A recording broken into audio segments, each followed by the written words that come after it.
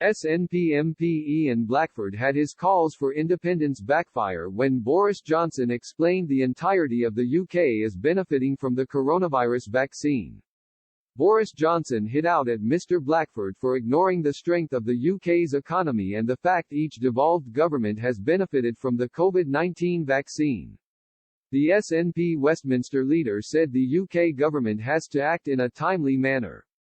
Speaking to Parliament, Mr. Blackford said, "I think people across these islands have entered into this new year feeling a mix hope and fear. Hope that the vaccine will finally end this terrible pandemic, but real fear too about the increased cases, hospital admissions and sadly the lives lost."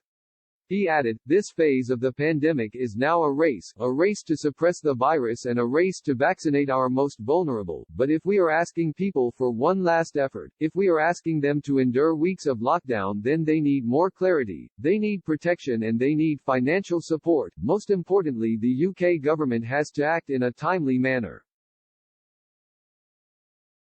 He added, "Nobody would say that this Prime Minister is one step ahead of tomorrow or acts and shows leadership in dealing with this health pandemic. The PM was slow to act in the spring of 2020, slow in the autumn and here again, reacts after the events to the threats that we all face." Mr. Johnson replied. The general tenor of his questions seemed to ignore the fact that I am delighted to say the whole of the UK has benefited massively from the strength of the economy, the ability of the UK Treasury to make these commitments.